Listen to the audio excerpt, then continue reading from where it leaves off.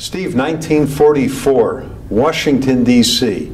But then you moved when you were about 7 to Dallas. But what do you remember when you were little in Washington? Oh, I remember winter weather. I don't remember the White House, even though I was born a couple of miles away. I remember the neighborhood kids. I remember my dad umpiring baseball games. And then I remember hearing that my dad got invited to become director of education at Temple Emmanuel in Dallas, and we were going to go to the Wild West. Now, how did that come about in Washington, D.C.? Rabbi Oland had heard of my dad's reputation as director of education at Washington Hebrew Congregation, and he was spoken highly enough that he invited, Temple Emmanuel invited my dad and mom to come interview. They came on the train and got the job. What was that like? It had to be somewhat of a culture shock for them. It wasn't quite the Wild West, but neither was it Washington, D.C. They loved Dallas. Yeah. They took to it very well. Do you remember your grandparents at all? My dad's parents and family lived in Waterbury, Connecticut, which was a far cry from anything else I'd experienced. And they'd come to this country in the early part of the 1900s, and wonderful, loving family, and it was always a treat to visit Waterbury. And what did your grandfather do? He owned the South End new and used furniture store in downtown Waterbury. Yeah. And he raised a family of 3 kids that way, lifting heavy furniture and reselling it. And visiting that old store was a strong impression. Now, where did they come from originally? They were from Russia and Poland. Yeah. Did they ever talk about what it was like to travel here? Not that I heard of. My dad probably had those memories. What about on your mom's side? They also came from Eastern Europe, the Newman family, and a very large family in Jersey City, New Jersey, on Van Wagenen Avenue. I remember visiting many times, and also very fond memories. What did your grandfather do? David Newman was a home builder, as I recall. He once actually visited the White House and presented a plan to the president at the time. I think it was Calvin Coolidge. I still have the type up for resolving some of the housing problems across the country. David Newman was a very modest and loving fellow. Yeah, did they ever talk to you about that? About that meeting of the president? I don't remember him discussing it, no, but it was an indication, just knowing about it, that he was a problem solver and he wasn't modest about broadcasting his ideas. Uh-huh. Now, 7 years old, you're going to make a trip cross country. What do you remember? What was that like for you? It was a 1949 Chevrolet, a black car, no air conditioning. It was a tough trip. I remember the hot wind hitting me in the face in the back seat. Of course, that was before seat belts. And my sister Donna was 3 or 4 years younger than I was, and it was an adventure. Yeah, no air conditioning, no seat belts. It's a long car ride. It was. You know, do you remember the time of the year that it was? It was. It was September or October of 1951. Okay, so the weather wasn't too bad then. It was warm, but yeah, not too bad. Yeah. All right, now you're here in Dallas. Talk to me about life when you were a little boy in Dallas. Our first home was an apartment on Bandera near Temple Emmanuel. No air conditioning there either. I remember people told us to put our sheets in the refrigerator in the daytime to make going to bed a little bit more pleasant. Temple Emmanuel was still in South Dallas on Harwood Street. Even in 1957, at the time of my bar mitzvah, Temple was still being built. The sanctuary was under construction, so I got to have a bar mitzvah in the White Chapel at Temple on Hillcrest. And where did you go to school, grammar school? Stephen C. Foster Elementary School in Dallas. Okay, and then high school? Thomas Jefferson. Tell me about high school life. I was a relatively low-key individual in high school, and still am, but people from my high school days would be surprised to know that I went on to become a newspaper reporter at a major daily metropolitan paper here in Dallas. Now, was that a dream of yours when you were in high school? Did you start thinking about writing and reporting? I started believing I was going to be an architect because I like to build things with wood. And then a calculus course got in the way. And I had always been told by teachers that my writing was good. And I was always enjoying Meet the Press and current events. So I switched from Iowa State University and a major in journalism to UT Austin, got the journalism degree, and made my way into journalism. Now, when you were in the college, when was that? Was this the Vietnam era going on yet? Yeah, that's right. I graduated in 1965. Vietnam was very hot, not too popular among college students. And I wasn't inclined to go to graduate school at that time. And my roommate, who was going to get a graduate degree in Israel, encouraged me to join him and get into a program called Shirut La'am, which translates as service to the people. Mm-hmm. So I ended up living on a kibbutz in Israel right near the Syrian-Lebanese border and spent a year there. I more or less considered that my graduate degree. I was with a group of about 25 American and Canadian college students and graduates, and it was a very rigorous experience. We went to bed to the sound of gunfire across the border from time to time, so much that it became kind of routine. On one occasion, it was more than routine, though. I was working in the apple orchards, and we were in a tin shed making breakfast, and we heard an explosion. We knew right away it was a landmine that had been planted in the apple orchards. We were right on the border. And another fellow and I went out to see where the explosion came from. There was a puff of smoke, and we saw one of our tractors blown in half on a ridge there. The driver on the tractor was an American who had emigrated from this country as a teenager, and he was the electrician on the kibbutz. So he was lying there lifeless by the tractor. One of his legs was missing. Quite a reality check for us. But Ralphie Levy, the electrician, survived.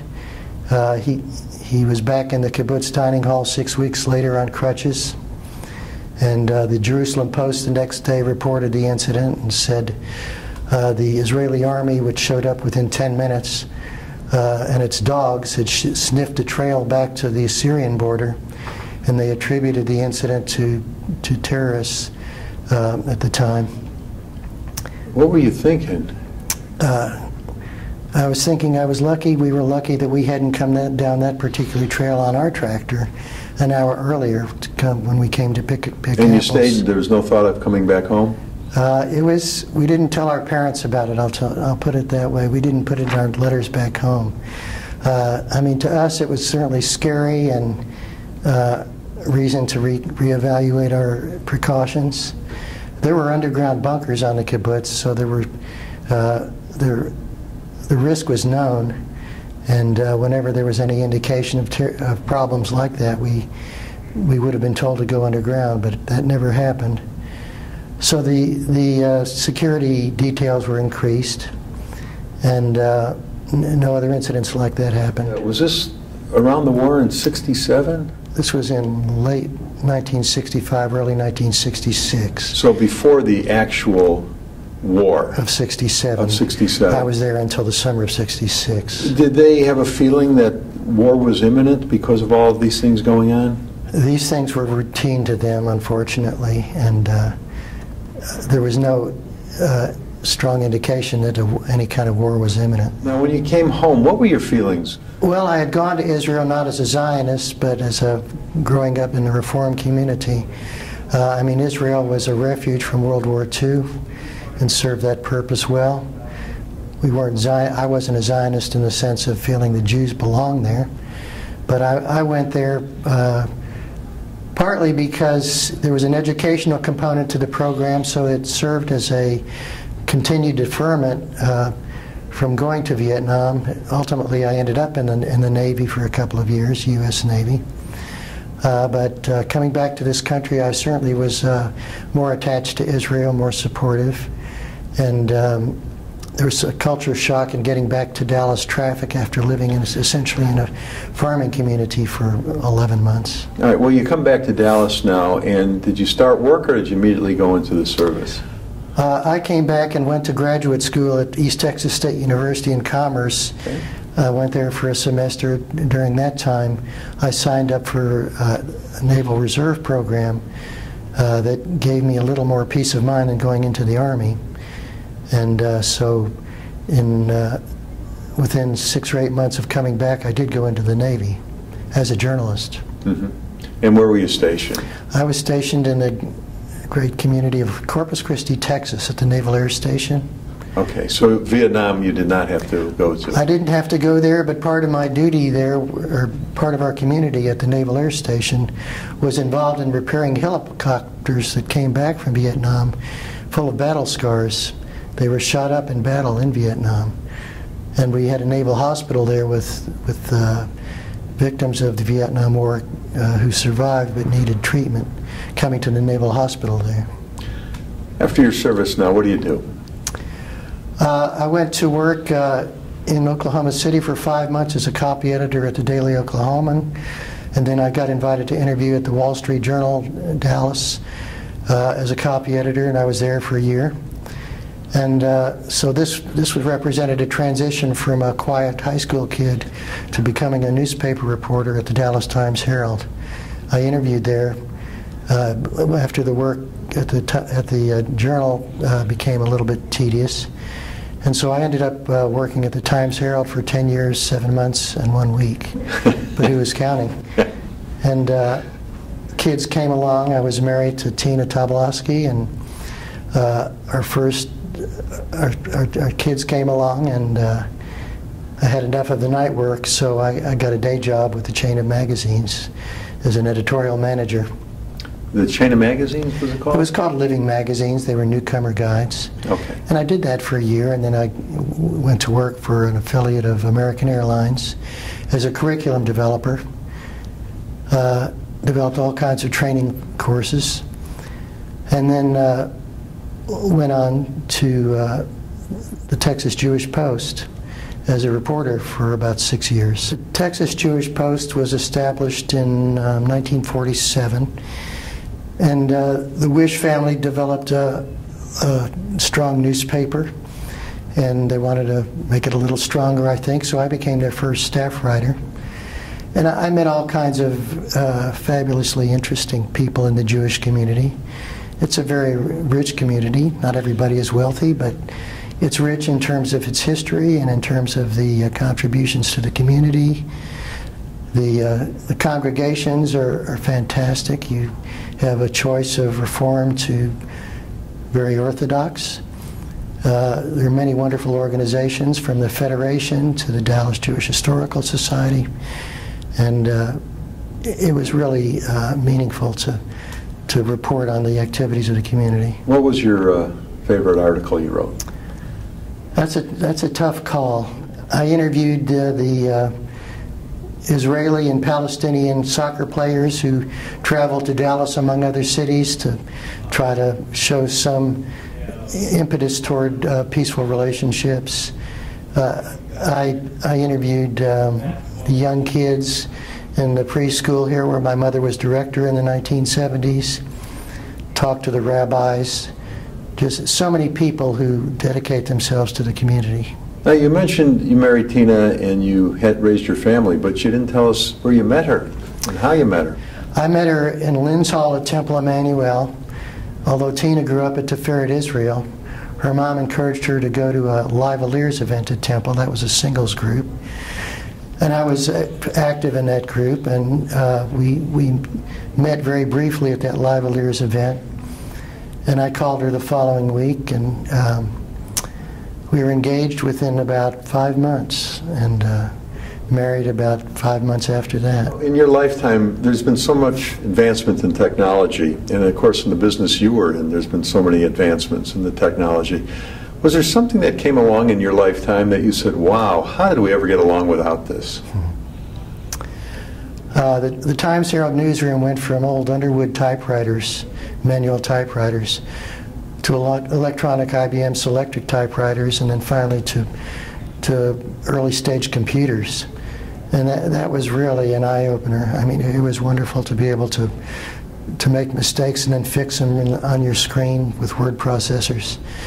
So that was a big advancement. And then computers of all kinds were just fascinating, and I've always enjoyed photography, and computers opened up the possibility of editing your own pictures. You've been very involved, obviously, in the Jewish community. Is there something, a project you worked on, or something that really hit home with you? They say that we stand on the shoulders of giants. We don't take credit for a lot ourselves. As I mentioned, my dad came to Texas as director of education at Temple. He ended up serving on the staff at Temple for about 40 years. The last 10 years or so as director of pastoral services. My mom was a teacher. She was director of the preschool at the JCC for a number of years in the 1970s.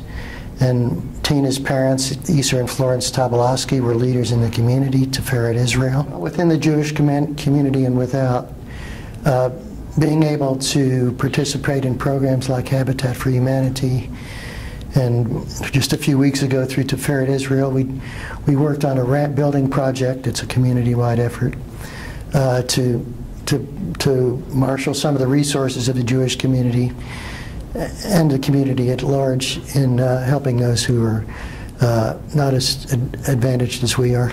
Yeah. Now, in your lifetime, you've lived through so many momentous occasions. You lived through turbulent times of the 60s and the Vietnam War era. Mm-hmm. You reported probably on a lot of different things over the years. There was the Kennedy assassination here in Dallas. Something good, the moon landing in '69 for the first time, the tragedy of 9/11. Was there something that happened that you really went, wow, I know exactly where I was, or I reported on it exactly this way? Well, in addition to those things that most of my generation experienced that you mentioned, that were all eye-openers and shocking and very emotional. When the astronauts had the tragedy, the shuttle tragedy, including the Israeli astronaut, I had a personal experience that not everybody had. This was the Columbia shuttle you're referring to. For a point of reference, when was that? That was in February of 2003. When there was first word that there was trouble with that shuttle and it was flying over Texas, I went outside in my backyard and I actually saw parts of the shuttle breaking up high in the atmosphere over Texas. And it turned out that the shuttle parts and the astronauts themselves came to land in East Texas. And subsequently, of course, that story shook the nation, and to have the personal connection just drove home the tragedy. Okay, Steve, you and Tina have 2 kids, 2 grandkids, no great-grandkids yet. My kids are Amy and Joel. Joel's wonderful wife, Elizabeth. Their children, Evan and Lauren, are grandkids. And my sister, Donna Israel Ross, and her husband, Andy. They've all been an important part of my life, along with all of the Tobolowsky family, the Benders, the Bachs. My family is really home for me. What advice does Granddad have for the next generation? My wife put it well when she had the wonderful opportunity to be interviewed, and she said something to the effect that be happy with what you have. You don't have to constantly strive to add material possessions. But beyond that, don't take things too seriously. Try to help those who don't have what you have. Make the most of your gifts. You did a great job today, man. Thanks for doing this. Thank you.